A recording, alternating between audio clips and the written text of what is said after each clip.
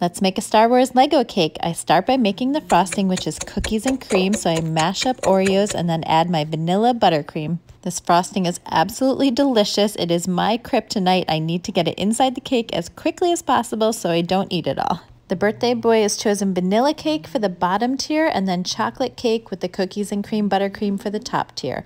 Just finishing off the cake, I'm going to let it chill while I start making more decorations. The first decoration is the Death Star made out of Rice Krispie treats. If you watch my bowling cake video, you'll notice that this is the same technique I used to make the bowling ball, but this time I made the fondant thicker so that it would smooth out much more easily. Adding details to the Death Star using some tools I have in the kitchen, and I know, guys, that this is not exactly perfect. I'm not a Star Wars expert.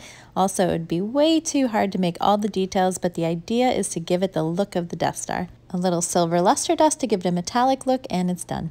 Covering the bottom tier in a light blue fondant to make it the backdrop for Tatooine, and then the top tier is outer space. Now I'm making the rest of the decorations for the landscape of Tatooine. I have some leftover brown fondant from my bowling cake. So I'm making the desert and then some mountains or hills to go alongside of it. As you probably know, Tatooine has two suns, so I'm making one in a yellow fondant and the other one in an orange fondant. Now I'm not going to take credit for this cake design. It is based on a design by Tea Party Cake, so I always love to give credit where it's due. The birthday boy saw it online and he really liked it, so he asked me to make something very similar. Just covering up the bottom of the cake so that I don't get any splatter. Now I'm splattering on some silver paint to look like the stars and galaxies in outer space.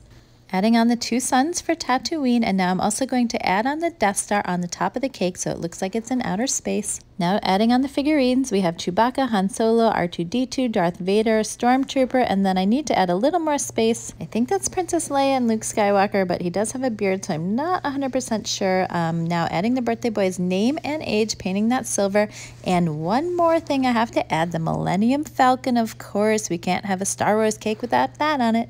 And you know, if I have the chance, I'll never miss an opportunity to hand paint something. And now the Star Wars Lego cake is all done. I hope you enjoyed watching. May the Force be with you, and follow for more.